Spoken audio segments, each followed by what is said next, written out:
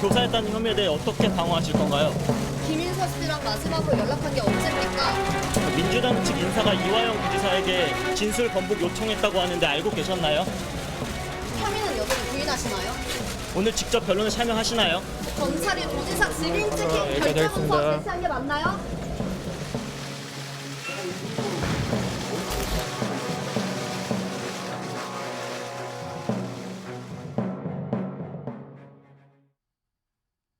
민주당 이재명 대표가 서울중앙지법에 출석했습니다. 백현동 개발특혜 의혹과 쌍방울 대북송금 의혹 관련해서 구속영장이 청구됐고요. 지금 영장실질심사가 진행 중입니다. 오늘 영장심사 결과에 따라 향후 정치권도 요동칠 걸로 보이는데요. 이 얘기 집중적으로 좀 해보겠습니다. 먼저 민지숙 기자, 우리 영상 잠깐 봤지만 이재명 대표 상당히 좀 힘들어하는 모습이었어요? 맞습니다. 오늘 오전 8시 30분쯤 녹색병원에서 출발한 이재명 대표, 영상에서 보신 것처럼 잠깐 휘청이는 모습을 보이기도 했습니다. 네. 한쪽에 지팡이를 짚고 휠체어를 타지 않은 채 혼자 나오는 모습이었는데요. 옆에서 저렇게 부축하는 모습도 보였습니다. 10시 4분쯤 예정된 시간을 넘겨서 법원에 도착을 했는데요. 네. 중간에 교통체증이 조금 아하. 있었다라고 합니다. 등장한 이 대표 검은 정장 차림에 예고했던 대로 입장문은 따로 낭독하지 않았고 취재진의 질문에 아무런 답변을 하지 않고 들어섰습니다. 12시 40분까지 영장심사 이어졌고 이때 휴정에 들어갔다라고 합니다. 네. 40분 정도 시간 휴정을 해서 병원에서 싸운 미음으로 아하. 식사를 조금 한 뒤에 조금 전에 다시 영장심사를 이어갔다라고 합니다. 통상 영장심사 휴정을 하지 않지만요. 네. 오늘 심사 굉장히 길어질 것으로 예정되기 때문에 내부에서 뭔가 자체 휴정 시간을 갖는 게 좋겠다라고 판단을 했다라고 합니다. 네. 오전에는 백현동 개발특혜 의혹 관련해서 내용을 짚었고 오후에는 쌍방울 대북송금 의혹 관련해서 영장심사 이어갈 예정이라고 전해졌습니다. 그렇군요. 자, 박지영 위원장, 오늘 영장실질심사 출석하는데 이재명 대표 본인 의지가 상당히 강했다고 하더라고요. 혹시 지금 건강 상태 혹시 들으신 거 혹시 있으세요? 네, 그 일각에서는 한번 한 차례 연기를 요청해보자 뭐 그런 이야기도 있었던 걸로 알고 있는데요. 이재명 대표께서 직접 강하게 나가겠다 이야기를 하셨고요. 건강 상태는 지금 보시는 것처럼 근육 손실이 좀 있어가지고 걷는 것 자체도 상당히 힘든 상황입니다. 그래서 일각에서는 휠체어를 타고 나오는 것이 아닌가 맞아요. 네. 그런 이야기도 있었습니다만은 본인이 나는 죄가 없으므로 당당하게 나서겠다 아하. 그런 뜻으로 지팡이를 짚고서라도 내 손으로 걸어 나가겠다.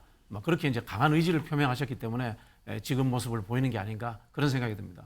박성민 최고위원, 지금 이재명 대표가 영장실질심사를 받는 곳이 서울중앙지법 321호 법정이거든요. 여기 보니까 소위 거물급 인사들 영장심사 많이 이루어졌더라고요. 네, 앵커께서 짚어주신 대로 굉장히 거물급이라고 할 수 있는 정치적인 인사들 그리고 기업의 회장까지도 이렇게 구속영장 심사를 받기도 했습니다. 구체적인 인물들을 말씀을 드리자면 일단 대표적으로는 박근혜 전 대통령이 있고요. 당시 박근혜 청와대 그리고 박근혜 정부에서 주요한 역할을 했었던 그리고 또는 국정농단의 주역이라고 불렸던 이런 인사들도 포함이 되어 있었는데 특히 우병우 전 청와대 민정수석이라든지 조윤선 전 문체부 장관, 아하. 그다음에 김기춘 전 대통령 비서실장, 그다음에 심지어는 이재용 삼성전자 회장까지도 이곳에서 거물급 인사들의 영장 심사가 이뤄졌던 바가 있는 거죠.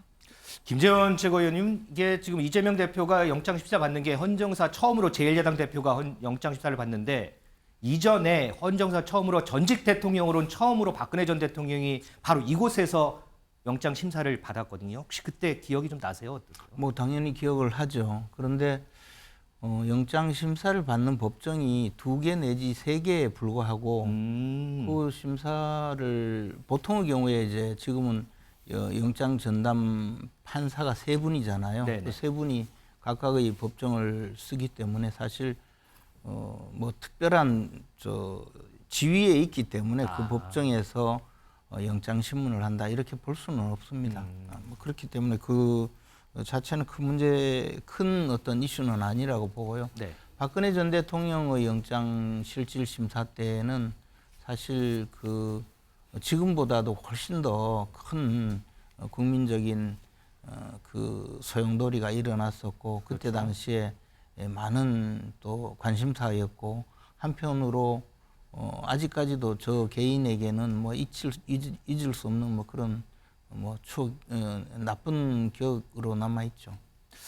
나쁜 기억이라고 하셨는데 그래서 좀 죄송하긴 한데 여기서 하나 좀 덧붙일 게 오늘 아침에 조간에 박근혜 전 대통령 인터뷰가 처음으로 좀 실렸더라고요. 혹시 보셨죠? 네. 좀 기분이 조금 좀 그러셨을 것 같아요.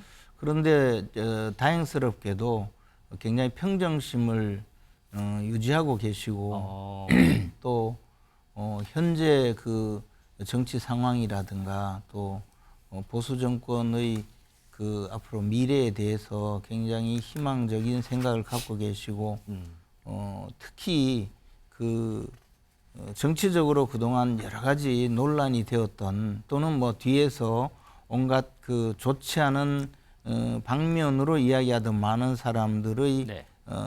그 뒷소리를 순식간에 잠재우는 굉장히 그 담백하고 정직한 인터뷰였다고 생각해서 저는 굉장히 훌륭한 인터뷰였다고 생각했습니다.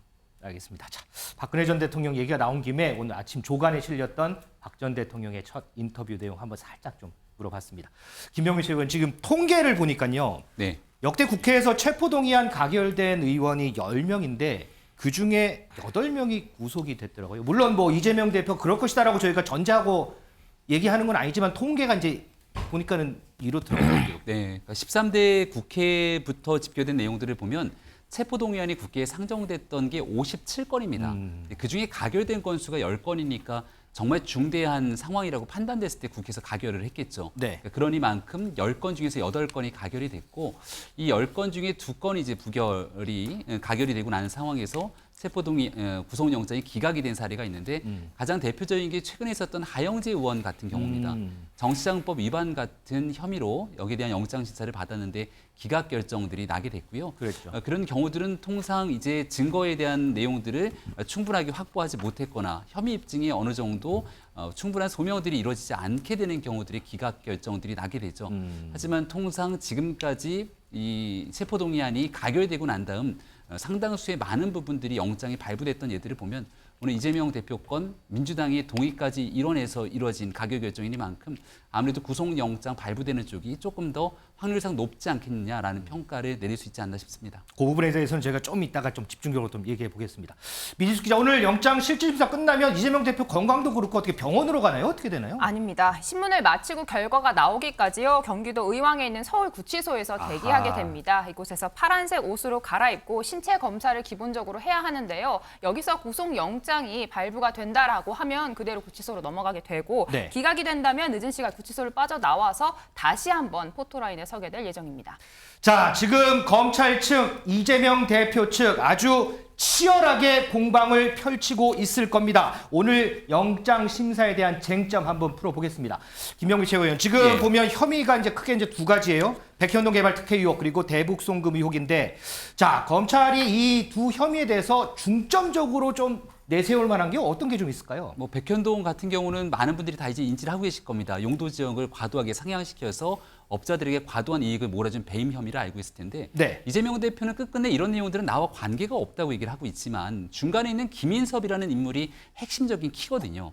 정진상 실장조차도 형이라고 불렀던 굉장히 가까웠던 이 김인섭이라는 인물과 이재명 대표가 어느 정도로 가까웠던 사이였는지 또 이 이후로 당시 성남시장 시절 얼만큼 이재명 대표가 그 내용들을 인지하고 있었는지에 대한 여부들에 따라서 이 백현동 문제에 대한 배임 문제에 대해서 이재명 대표의 책임론 이 부분이 좀 집중적으로 제기될 수 있을 것 같고요. 네. 그다음은 쌍방울에 대한 대북 송금, 불법 대북 송금 같은 경우에는 중간적인 연결고리가 이화영 전 부지사가 대표적인 인물 아니겠습니까? 네. 결국 모든 범죄 혐의들의 중간에 연결된 인물들이 있는데 이재명 대표의 핵심 논리는 나는 몰랐다는 것이고 네. 이화영 부지사가 그동안 했던 얘기들을 보게 되면 이 쌍방울 김성태 회장과 만나서 그런 내용들이 진행될 때마다 내용들을 이재명 당시 지사에게 보고를 했다는 것이거든요. 그래서 여기에 대한 얼만큼 탄탄한 증거들을 바탕으로 오늘 영장 심사에서 그 내용들을 설명하게 될지 이 두 가지 부분들이 핵심 쟁점일 것 같습니다. 자, 그런데 박성민 최고위원, 이재명 대표는 여기까지 계속해서 검찰이 증거는 제시하지 못하고 진술이나 정황만으로 지금 이걸 풀어가고 있다 이렇게 지금 주장하잖아요. 당연히 이재명 대표 입장에서는 그렇게 볼 수밖에 없죠. 저는 사실 검찰이 백현동 단독으로도 충분히 영장 청구를 할 수 있었을 거라 생각했는데 굳이 기다렸다 이렇게 병합해서 영장을 청구하는 것, 그리고 비회기 기간이 있었음에도 불구하고 회기 기간 중에 일부러 정기국회가 시작되자마자 이런 식으로 영장을 청구하는 것 자체가 구속영장이라는 이 검찰의 그 권한 자체를 구속영장 청구라는 것을 굉장히 정치적으로 활용하고 있다. 이런 생각을 참 많이 했습니다. 일부러라고 보시는군요. 그렇습니다. 이재명 대표 입장에서는 제가 앞서도 말씀드렸듯이 당연히 뭐 쌍방울 것만 보더라도 그렇죠. 김성태 회장 처음에 입국하면서 그러니까 잡혀 들어오면서 이재명 대표 모른다고 했습니다. 네. 잘 알지 못한다고 했는데요. 점점 시간이 지날수록 말이 바뀌기 시작합니다. 그뿐만 아니라 여러 가지 이 구속되고 또는 뭐 본인의 신변이 위협받거나 본인에게 경제적인 타격이 올 수 있다라는 상황이 생기면서 김성태 회장의 진술 자체가 본인이 한 행위가 모두 뭐 이화영 지사의 부탁이라던가 또는 이재명 대표를 위해서 한 것처럼 말이 계속 바뀌거든요. 네. 그러니까 이런 그 사건들의 내용들이 계속해서 변해가고 관계자들의 진술이 변해가는 것을 보면서 결국에는 이게 검찰의 입맛대로, 검찰의 의도대로 여러 가지 진술들이 짜맞춰지고 있는 것 아닌가. 이재명 대표 입장에는 당연히 그렇게 생각할 수밖에 없을 겁니다.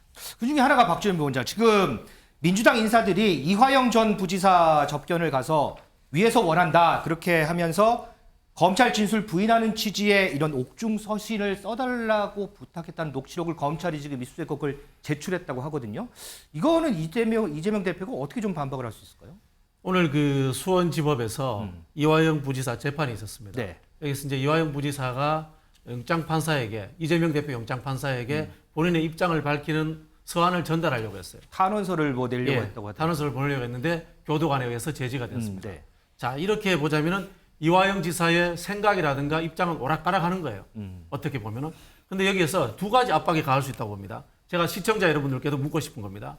야당, 윤석열 정부에 의해서 엄청난 압박을 받고 있는 야당의 증거인멸 교사가 셀까? 그러면 검찰에 구속되어 있는 사람이 엄청난 권력에 의한 증거 조작 교사가 더 셀까? 어떤 더 영향력을, 더 압박을 느낄까요?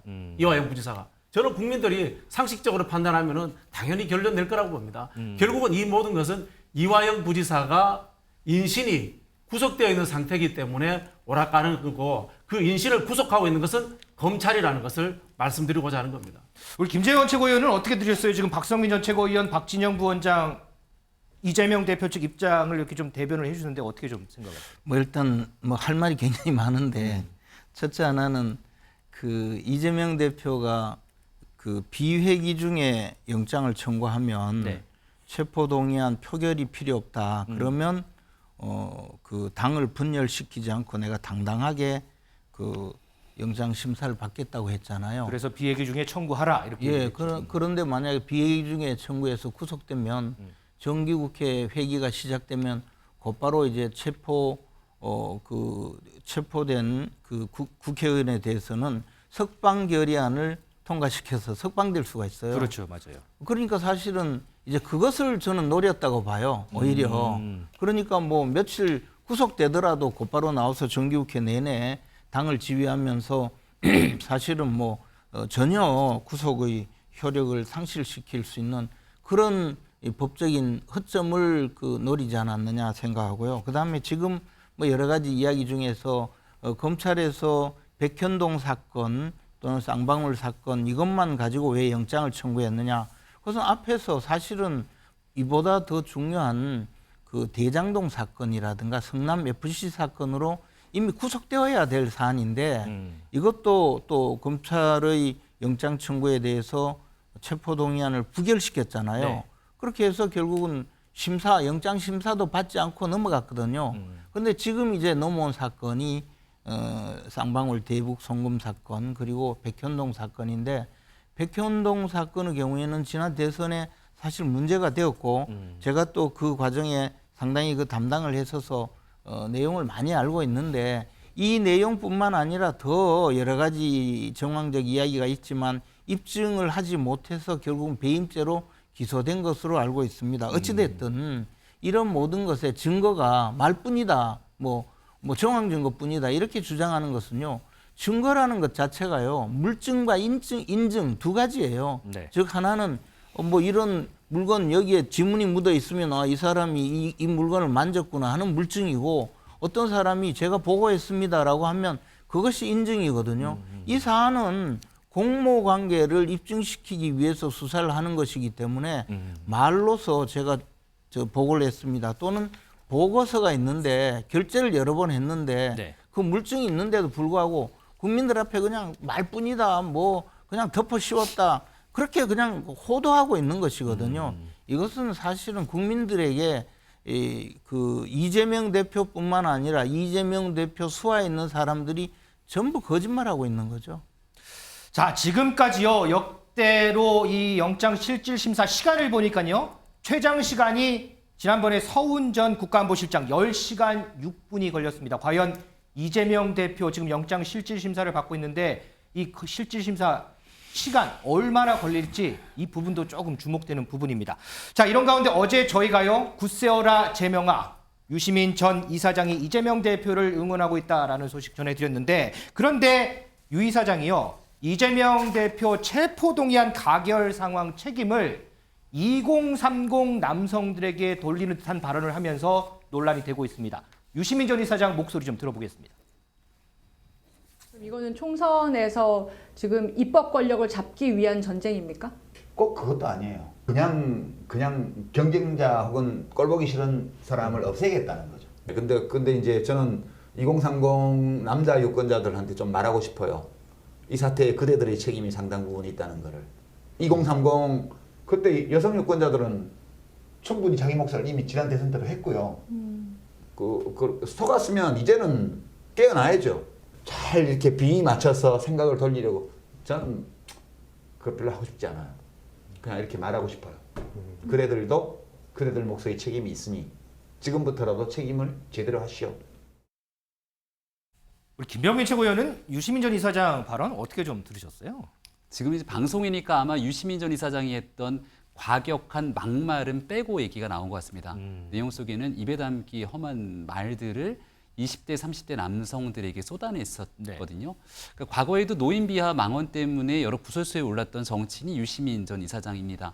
조국 전 장관 때 생각해 보면 조국 전 장관을 도둔하기 위해서 당시 표창장 의혹 등 수많은 내용들이 있을 때 막무가내 식으로 조 전 장관을 두둔하고 여기 대한 수사를 하게 되는 검찰을 악마화시키는데 가장 먼저 앞장서 일조했던 인사가 바로 유시민 전 이사장이죠. 심지어 가짜뉴스, 거짓된 내용들까지 해서 끝끝내 재판까지 받게 되고 그 과정에서 사과문까지 게재했던 사실들이 뚜렷이 기억납니다. 그러니까 지금은 그때 했던 내용에 대한 일말의 반성 없이 이재명 대표를 향한 이 구속영장 실질 심사를 통해서 실질적인 구속기로 앞에 놓이게 되니까 사법적인 판단 이전에 정치적으로 갈라치기, 누군가에 대한 특정 진영을 중심으로 매도하는 애들이 다시 한번 발생하는 것 같은데 대한민국의 장관도 지내고 또 노무현 전 대통령, 재단의 이사장까지 지냈던 한 특정 진영을 대표했다는 인사라면 이런 방식의 굉장히 저급한 정치 행동들은 좀 그만둘 때도 되지 않았는가 말씀드리고 싶습니다. 우리 박성민 전 최고위원은 실질적으로 유시민 전 이사장이 마지막에 언급했던 2030 유권자시잖아요. 어떻게 들으셨어요? 별로 그렇게 적절했던 발언은 아닌 것 같아요. 특히 이렇게 특정한 성별 그리고 특정한 유권자 층을 겨냥해서 어떻게 보면 잘못을 묻는 방식으로 저렇게 얘기하는 행위 자체가 별로 이렇게 청년들의 동의를 얻기도 어렵고 그리고 유시민 이사장께서 간과하고 있는 게 하나 있다고 생각합니다. 당시에 이제 대선을 치를 때 2030 남성들이 뭐 투표를 했겠죠. 윤석열 대통령 후보에게. 그런데 지금 윤석열 대통령이 국정 운영을 하고 있는 것에 대해서는 2030 청년층 중에서 남자이냐 여자이냐 이런 것들이 중요한 게 아니라 청년들은 굉장히 이미 많은 실망을 하고 있어요. 특히 최근에 있었던 뭐 홍범도 장군 흉상 이전 논란 뭐 이런 것들을 바탕으로 이념 전쟁을 벌이고 있는 이런 대통령의 낡은 행보들에 대해서 청년들은 사실 전혀 동의할 수가 없거든요. 그래서 오히려 처음에 윤석열 대통령이 대통령 후보 시절에 얘기했던 뭐 실용적인 정치, 뭐 과학적인 정치 이런 것들은 오감대 없고 오히려 청년들이 공감하기 힘든 민생 문제가 굉장히 동떨어진 이념만을 강조하고 뭐 반국가 세력, 공산 전체주의 이런 것들을 언급하는 행태만 보더라도 청년들은 이미 너무나 많이 실망하고 있다. 그래서 유시민 이사장께서 저렇게 자극하지 않아도 또는 혼내지 않아도 사실 청년들은 이미 객관적으로 판단하고 있다라고 저는 생각합니다. 자, 저희가요 지금 어쨌든 영장 실질 심사가 진행되고 있습니다. 저희가 지금 영장 심사 펼쳐지고 있는 서울중앙지법 321호 상황을 그래픽으로 구현을 해봤는데요. 좌측에 검사 측 8명이죠. 우측에 이재명 대표의 변호인석 6명입니다. 그리고 가운데에 오늘 영장을 심사할 유창은 부장판사가 있습니다. 저희가 좀 검색을 해보니까 이 유창훈 부장판사가 지금까지 31명에 대해서 영장 심사를 진행을 했는데 16명에 대해서 구속영장을 발부했고요. 15명에 대해서는 구속영장을 기각했습니다. 거의 반반입니다. 따라서 이재명 대표도 결과는 구속이냐 기각이냐 둘 중 하나일 겁니다. 자, 이 결과에 따른 앞으로의 상황 어떨지도 좀 진단을 해보겠습니다. 미지수 기자, 어쨌든 민주당 입장에서 가장 최상의 시나리오는 구속영장 기각일 거예요. 네, 그렇죠. 체포동의안 가결로 방탄 이미지 어느 정도 벗었는데 법원 판단을 받아보니 기각이 나온다면 그야말로 최상의 시나리오입니다. 네. 비명계 의원들에게서도 이번에 영장이 기각된다고 하면 앞으로도 이재명 대표 현 체제로 그대로 총선까지 이어질 가능성이 높다 이렇게 전망하고 있는 상황입니다. 자, 이런 경우에 박성민 전 최고위원 어쨌든 상처는 검찰 측이 많이 입을 거예요. 당연히 그렇죠. 제가 봤을 때 이번에 만약에 기각되게 된다면 검찰이 그동안 주장해왔던 것들이 일종의 허풍이었구나 국민들은 생각하실 겁니다. 검찰은 항상 굉장히 자신감이 있었죠. 언론에 대고서도 국민들을 향해서도 계속해서 메시지를 냈습니다. 네. 증거가 차고 넘친다라고 얘기를 했고 최근 구속 여부가 쟁점이 되니까 구속할 만한 사유가 충분하다. 이런 식으로 여러 언론 플레이를 해왔단 말이에요. 그리고 국민들 입장에서는 애초에 이렇게 수사가 장기화되는 것도 또 그중에 국민들이 봤을 때 이재명 대표와의 직접적인 연관관계를 입증할 만한 스모킹건이 없다라는 것도 국민들이 봤을 때는 굉장히 의아한 부분이었을 겁니다. 근데 거기에 더해져서 구속영장의 필요성을 설파했던 검찰의 주장과는 다르게 기각이 되게 된다고 한다면 그 시점부터는 이재명 대표의 사법 리스크가 더 이상 정치권에서 쟁점이 될 수는 없을 거라고 판단합니다. 김현 최고위원, 이 영장 기각이 민주당 입장에선 최상의 시나리오라면 반대로 국민의 입장에서는 최악의 시나리오인가요? 조금 사정에 따라서 다를 수가 있겠죠. 예컨대 이제 구속영장이 기각되면서 영장 기각의 사유에 혐의는 뭐 인정된다거나 또는 사안은 충분히 소명이 되지만 야당 대표로서 뭐 도주 우려가 없다든가 뭐 그런 내용으로 기각이 된다면 그것은 또 전혀 별개로 재판이 끝나면 교도소 가셔야 될 그런 상황이잖아요. 그런 상황이 있을 수도 있고 또는 뭐 영장의 그 범죄 사실 내용이 입증이 부족하다. 뭐 이렇게 되면 검찰이 수사를 제대로 못한 것이 되기 때문에 거기에 상당한 또 여당으로서의 그 정치적인 그 후폭풍이 있을 수는 있죠. 그래서 이 사안은 사실은 저희들에게는 굉장히 부담스러운 사안이면은 틀림이 없습니다. 우리들이 이 검찰이 수사를 얼마나 제대로 했는지 법원에서 그것을 어떻게 받아줄지 알 수 없는 상황에서 지금 보고 있거든요. 그렇지만 제 입장에서 본다면 제가 아는 한 제가 클린선거 전략본부장으로서 다루면서 이재명 후보 검증을 한 상태에서 받아온 자료에 따르면 저는 99% 예, 구속되리라고 확신을 갖고 있습니다. 아, 99% 정도 확신을 갖고. 아니면 조금 더 말씀을 잘못했는데요. 100% 구속되리라고. 100%로 수용하겠습니다. 박지원 군요. 저도 이게 개인적으로 상당히 궁금한데 기각이 되더라도 예를 들면은 범죄 혐의는 소명이 됐으나 도주 우려가 없기 때문에 불구속 원칙에 따라서 기각을 합니다. 구속영장을 합니다라고 만약에 적시를 한다면 요거는 또 다른 문제 아닌가요? 전부 그렇게 될 일은 없다고 봐요. 그렇게 될 일은 없다고 봐는데 우리 김재원 최고위원도 이제 검사 출신이니까 경험이 있으시니까 그렇게 말씀을 하시는데 이게 지방 정부에서 이루어지는 일들에 대해서는 잘 모르시는 것 같아요. 보니까 전반적으로 지방 정부도 정부이기 때문에 대부분의 일들이 서류상으로 이루어집니다. 네. 예를 들자면 이제 백현동 문제 관련해 가지고 누군가가 중간에서 이재명 대표에게 뇌물을 줬다. 그 증거가 있다. 돈이 흘러갔다. 그러면 실제로 이게 제대로 이제 배임이 되는 거고 뇌물을 받은 게 되는 거거든요. 네. 근데 이게 지금 현재로 봤으면 뇌물을 줬다는 증거가 아무것도 없습니다. 그리고 또 여기에 결정권자가 누군가 하면요. 이재명 대표가 아니고 도시공사예요. 그리고 또 도시계획심의위원회라는 걸 통해 가지고 위원회 구조로 해서 일을 진행을 합니다. 네. 그 이재명 대표의 직인이 찍히지 않는 겁니다. 서류상에. 그 부분을 알아야 되는 거고요. 실제로 백현대 관련해서 민간업자가 돈을 많이 벌었다. 그럼 이건 이제 정책 실패에 해당될 수 있는 겁니다. 근데 그렇게 예를 들자면은 대통령이 미국 가가지고 반대촉법 잘못 다루어가지고 한국에 그러면 막대한 손해를 끼쳤다. 우크라이나에 쓸데없이 3조씩 줬다. 그럼 이게 배임입니까? 대통령의 정치 행위인 겁니다. 그런 부분에 있어서 지방정부도 똑같이 중앙정부와 똑같이 정책의 문제로 접근해야 되고 뇌물을 받지 않았다면 죄가 성립되지 않는다는 것을 말씀을 드리고요. 네. 대북 송금 문제도 마찬가지입니다. 이화영 부지사 이야기를 제가 다시 한번 해드릴게요. 우리 대한민국에는 남북교류협력법이 있습니다. 네. 그리고 경기도에는 거기에 기초해서 조례가 있습니다. 그래서 이화영 부지사가 평화부지사로서 정결권을 가집니다. 그 서류에 대해서 이재명 대표는 결재할 권한이 존재하지 않습니다.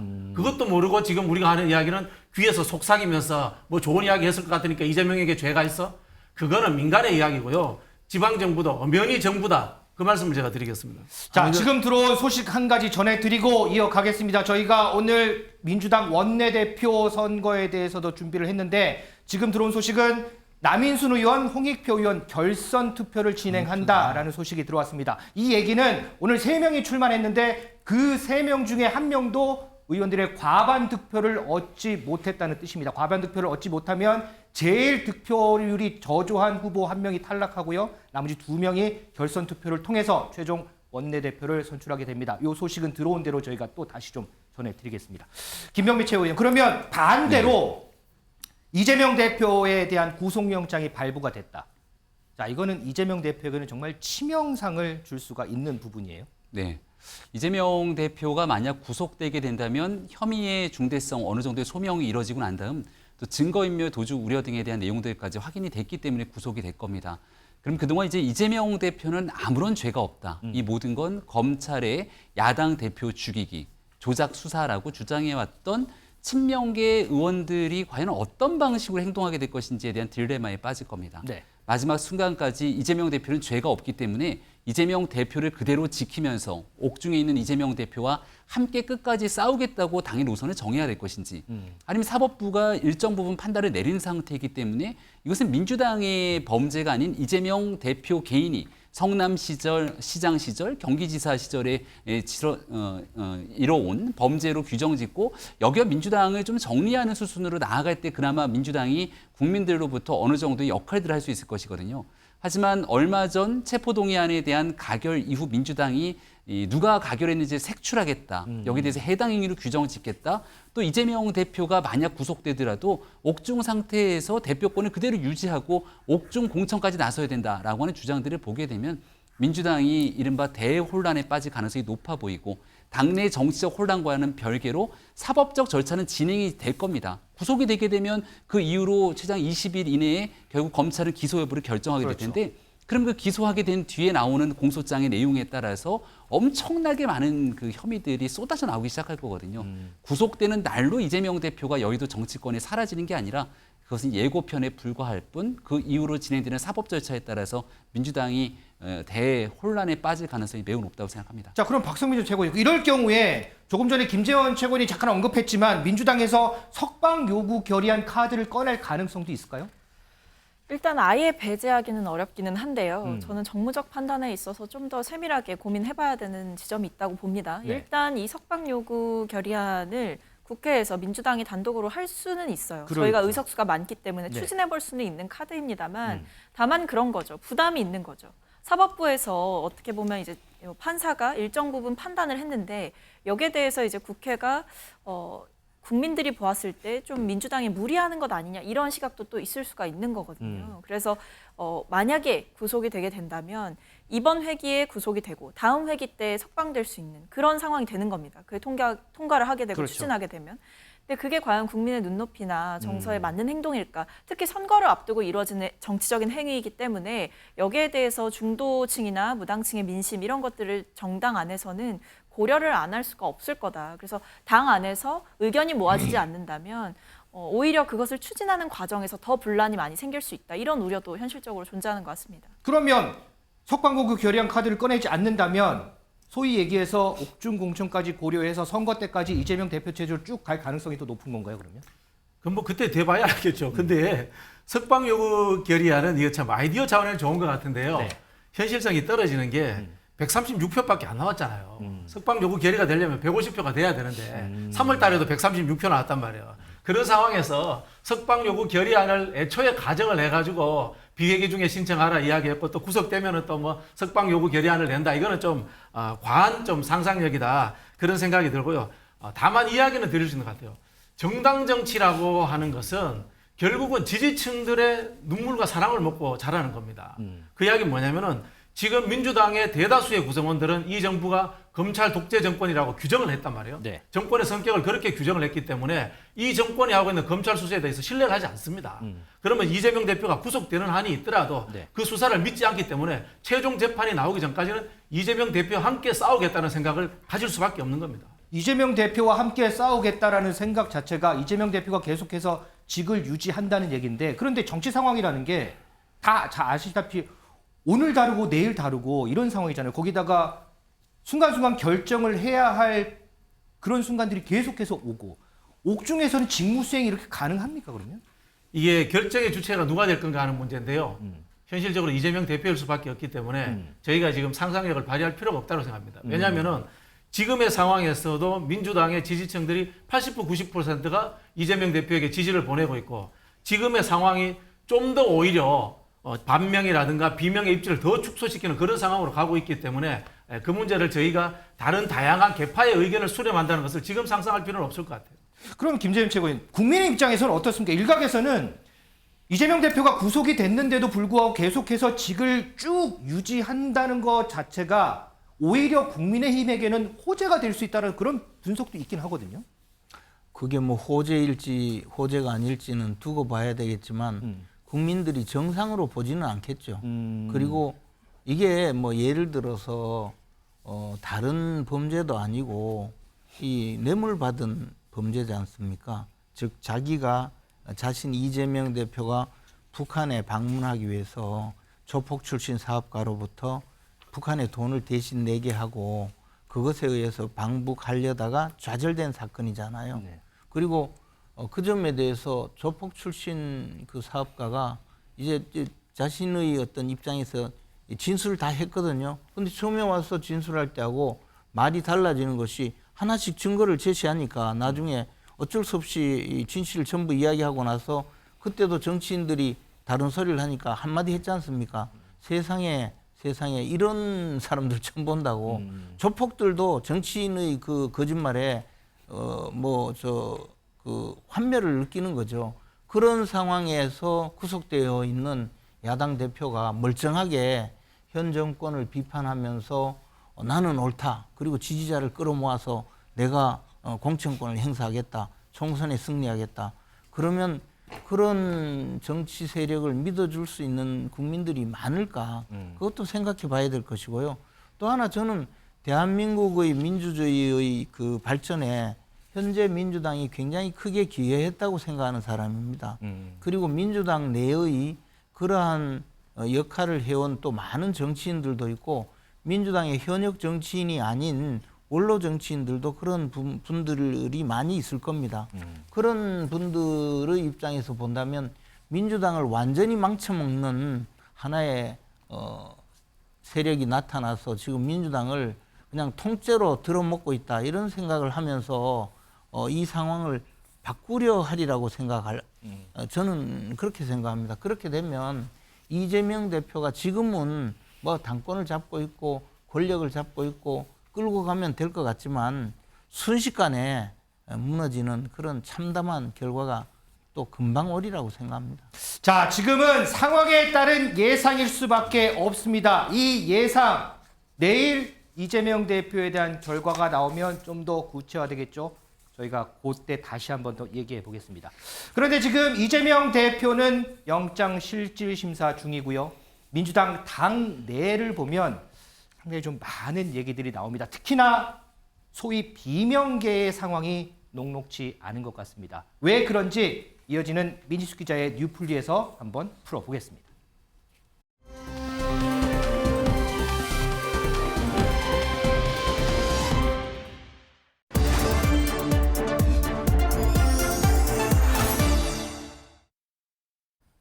네, 뉴플리 오늘 제목은요. 이재명 탄원서 안 썼다. 이상민이 받은 욕설 문자입니다. 지금 이 시각 이재명 대표 영장 심사가 이루어지고 있는 이 서초동 법원 삼거리에는요. 이른 아침 비가 내리는 궂은 날씨에도 이재명 대표의 지지층과 반대파의 맞불 집회가 있었습니다. 일부 지지자는 어제 저녁부터 촛불 집회를 한 다음 노숙을 했다고 하는데요. 이들은 우리가 이재명이다, 이재명은 죄가 없다 이런 말이 적힌 팻말을 흔들었습니다. 이 자리에서 송영길 전 민주당 대표도 마이크를 잡았는데요. 검사들이야말로 위증교사, 증거 조작, 살인이라고 생각하는데 동의하십니까? 검사들은 자기가 수사되면 제일 먼저 하는 게 뭔지 아세요? 핸드폰 때려부시고 컴퓨터 포맷하고 검사들은 자기들이 수사를 받으면 모든 증거를 바로바로 인멸합니다. 어비준 부장검사 대장동 사건을 기소했던 검사입니다. 네, 어제 민주당 무려 90만 명이 적힌 이재명 대표의 영장기각 탄원서 이 재판부에 전달을 했습니다. 이 사실상 여론 재판을 시도하고 있다라는 비판이 나오는데요. 이런 강성 지지층에 기댄 사법부 압박, 실제 영장 심사 결과에는 영향이 크지 않을 것이란 전망이 나옵니다.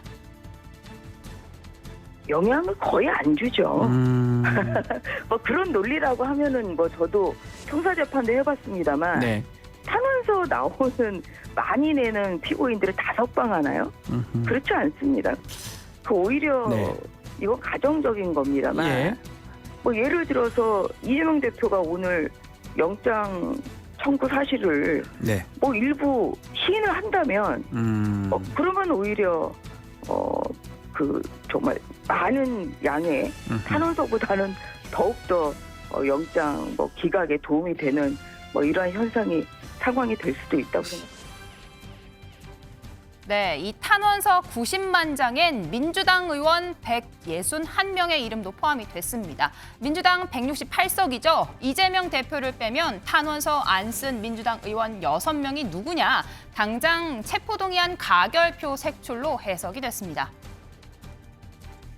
168명 중에서 161명이 탄원서 썼다고 하는데 쓰셨습니까? 안 썼습니다. 판사 입장에서는 그게 그렇게 가볍게 생각되지는 않죠. 또 그런 목적으로 탄원서 제출하는 거 아닙니까? 물론 뭐 호소하는 측면도 있겠지만 그러나 특히 사회적 약자에 대해서 탄원서를 우리가 제출하는 것이 아니고 제1당의 당대표에 대한 유력 정치인에 대한 탄원서를 제출을 하는 것인 만큼 담당하는 판사 입장에서는 상당한 심리적 압박이 있을 것이 능히 짐작이 된다고 생각합니다. 네, 강성 지지층으로부터 하루에 500통이 넘는 항의 문자와 24시간 전화가 걸려온다는 이상민 의원. 최근 당원으로부터 받은 문자가 공개가 됐습니다. 이상민이 받은 응원 문자라는 제목의 화면을 보시면 문자를 보낸 이가 캡처한 화면인데요. 언뜻 보면 응원 문자 내용 같지만 이렇게 세로로 읽어보면 욕설로 읽히는 조롱의 메시지입니다. 이 숨은 뜻을 알게 된 이 의원 천벌받을 것이요 이렇게 응수했는데요. 제가 무슨 당을 해당을 끼칩니까? 당의 근본 가치를 지키고 당이 지향하는 민주주의와 인권을 앞장서서 하려고 하는 사람이고요. 색출이라든가 또는 어떤 국회법상 비밀 무기명 투표로 되어 있는 걸 너는 무슨 가결했냐 부결했냐 이렇게 압박을 하고 요구하고 하는 물상식한 행태가 있는 건 더불어민주당이 공산당입니까? 그건 말이 안 되는 거고요. 그거는 민주주의 교육을 좀 받아야 될 사람들이 대거 그 더불어민주당에 돌아서 오염시키고 있다. 저는 그렇게 생각을. 네, 앞서 이재명 대표에 대한 체포 동의안 극적인 표수 차이로 가결이 되면서 민주당에서는 당장 누가 가결표를 찍었냐 이걸 색출해내야 징계해야 한다는 목소리가 나왔습니다. 검찰과 윤석열 정권에 노란한 민주당 가결파들의 폭거도 기가 막히고 같은 당 국회의원들이 자기 당 대표를 팔아먹었습니다. 적과의 동침입니다. 용납할 수 없는 명백한 해당 행위에 대해서는 전당원의 뜻을 모아 상응하게 처리될 것입니다. 전체 가결에 대한 해당 행위로 규정하고 많은 그런 것에 대한 조치의 요구가 있고요. 그동안 이제 발언 그리고 당에 해를 끼치는 행위 이런 여러 가지에 대해서 절차를 만들어 나갈 수밖에 없습니다. 검찰 독재 정권의 정치 탄압에 똘똘 뭉쳐 싸워도 모자랄 판에 어떻게 동지의 등에 칼을 꽂을 수 있는지 도저히 납득할 수 없습니다. 네, 이런 분위기에 얼마 전 사퇴 의사를 밝힌 비명계 최고위원 어제 최고위 자리에서 이렇게 직접 심경을 토로했습니다. 저는 자기 증명을 거부합니다. 비로하고 야만적인 고백과 심판은 그나마 국민들에게 한 줌의 시종자처럼 남아있는 우리 당에 대한 기대와 믿음마저 날려버릴 것이기 때문입니다. 네, 이런 가운데 또 다른 비명계 김종민 의원, 이재명 대표를 검찰에 넘겼다며 살해 협박을 받아 경찰이 직접 수사에 나서기도 했습니다. 네, 오늘 김 의원은 격려와 응원을 보내는 이들의 메시지도 굉장히 많다면서 이렇게 직접 받은 문자들을 공개하며 강성 지지층의 협박에 굴하지 않겠다라는 뜻을 드러냈습니다. 하지만 이재명 대표 구속 위기에 원내대표 선거를 앞두고 오늘 오전 민주당 중진들은 이재명 대표를 두고 극심하게 분열되는 당 상황에 우려하는 목소리를 냈습니다. 일단 대체적으로 일단 중진들은 당의 분열적인 상황에 대한 우려를 많이 하시고요. 그리고 이제 원내대표 선출과 동시에 수습 국면으로 좀 빨리 당이 안정화되도록 해야 된다. 이를 위해서 중진들의 뜻을 함께 모아서 노력을 하자. 그런 정도 이야기 오늘이었습니다. 가결표를 던진 의원들에 대해서 해당 행위라고 하거나 색출하는 움직임에 대해서도 좀 이게 당론으로 정해진 게 아니기 때문에 해당 행위라고는 엄격히 볼 수 없는 것이다. 그런 의견들이 중진들의 대체적인 의견입니다. 네, 김재현 최고위원님, 먼저 송영길 전 대표, 이재명 대표가 법원에 도착을 하자 집회용 트럭에 올라가서 아까 보신 대로 연설을 했습니다. 이 자리에서 윤 대통령 부부가 검찰 포토라인에 서는 모습을 상상해보자 이런 발언을 했거든요. 야당 대표가 지금 영장심사를 받는 자리에서 이런 발언 어떻게 보셨습니까? 일단은 지금 뭐 비상식적인 발언을 넘어서서 좀 이성을 잃은 발언이죠. 그리고 송영길 대표 본인도 지금 제가 보기에는 상당히 사법 처리를 엄하게 받아야 될 그런 입장이잖아요. 저는 민주당이 지금 막 그 분위기에 휩싸여서 조국 사태 때의 상황을 지금 재현하고 있다고 보는데요. 네. 지금 해당 행위자 색출 뭐 이런 말을 하지만 네. 민주당의 가장 큰 해당 행위자가 바로 이재명 대표예요. 당을 완전히 온전히 망쳐놓았잖아요. 그리고 저게 뭐 당을 운영하거나 당의 지도부에서 또는 뭐 당의 일원으로서 네. 이런 일을 벌인 게 아니고 지방자치단체장 성남시장 시절의 개인 비리 행위거든요. 아까 다른 분이 말씀하셔서 지방정부 이야기를 했는데 제가 그 경북도청에서 4년간 근무한 사람이에요. 네. 그 지방에서도 똑같이 일이 있지만 예컨대 부시장이 인사권자거든요. 그러면 부시장이 인사를 하면서 정결을 하면서 시장한테는 통보도 하지 않고 인사를 하느냐. 절대 그래 안 해요. 시장이 이 인사에 전부 다 관여를 할 수 있도록 그 시스템이 되어 있는 것이죠. 지금 이런 여러 가지 이야기를 마구 하면서 상황이 이 검찰이 증거 없이 말만 가지고 수사를 했다, 기소했다, 또 더 나가서 검찰이 우격다짐으로 네. 증거를 조작하고 있다 이런 이야기를 하는데 그거 영장 재판 결과를 보고 네. 과연 이재명 대표가 구속되느냐 아니냐 결과를 보고 나서 결정을 해도 늦지 않고 구속되면 또 다른 이야기를 할 텐데 저는 뭐 그것은 그때 가서 보자 이런 입장이에요. 네, 결과는 좀 지켜보자. 이재명 네. 대표가 오히려 조금 악재가 될 수 있다 이런 얘기를 해주셨는데요. 네. 김병민 최고위원님, 현재 네. 그런데 민주당은 이 90만 개에 달하는 탄원서를 제출한 상태입니다. 민주당 의원들을 포함해서 굉장히 많은 숫자인데요. 법원에 좀 압박이 될 수 있다라는 비판도 나오는데 이런 상황 어떻게 보십니까? 민주당 지지층의 힘자랑에 불과하다고 생각합니다. 사법부에서 이런 내용들을 바탕으로 네. 영장 심사하는 과정에 큰 영향을 미치지는 않을 거라고 보는데요.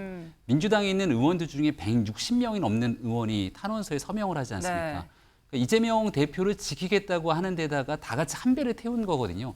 만약에 영장이 발부되더라도 이렇게 탄원서를 쓰고 지지자들, 당원들이 보여줬던 저 엄청난 위력과 힘에 대해서 이재명 대표가 끝까지 가야 된다라고 하는 정치적 행위처럼 보이게 되는데 결국 이러한 내용들을 이재명 대표가 온전히 민주당이 한 몸처럼 묶이기 시작하면서 네. 그 사법 리스크가 이재명 대표 개인이 아닌 민주당 전체로 번져나갈 수 있다고 저는 확신합니다. 이렇게 뭔가 동참하는 뜻을 보이는 게 오히려 민주당의 악재가 될 수 있다라는 이야기 같은데요.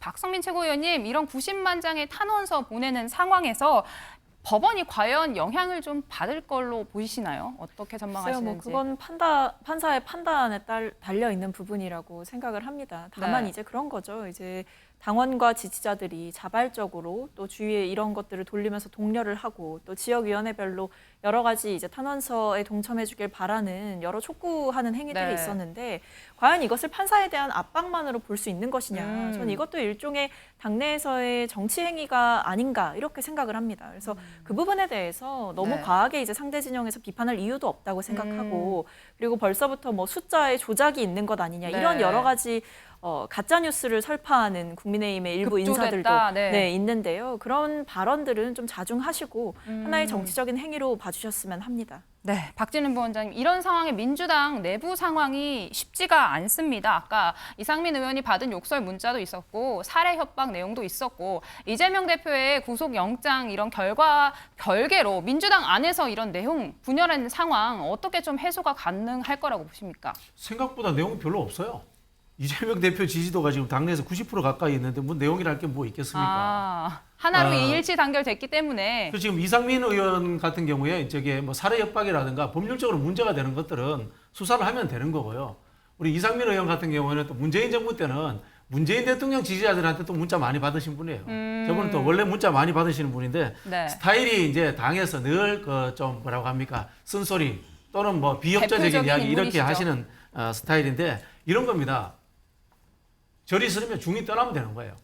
앞에서도 말씀드린 것처럼 민주당은 국민의힘의 의원들 것도 아니고 평론하는 정치평론가들 것도 아니고요. 당원들이 주인인 겁니다. 네. 대한민국의 주인은 누굽니까? 대한민국 국민들이 않습니까? 똑같습니다. 정당이라는 것은 정당을 파티라고 하는 것은 하나의 국가로서 일부로서 기능한다는 그런 뜻이에요. 그런 부분에서 당원 지지자들과 자기가 성격이 맞지 않으면 떠나야 되는 거예요. 근데 왜 안 떠나느냐? 민주당에서 공천받는 게 유리하거든요. 저는 그게 본질이라고 봅니다. 네, 오늘 뉴플리는 여기까지 듣도록 하겠습니다. 다음 앵커의 픽 함께 보시죠.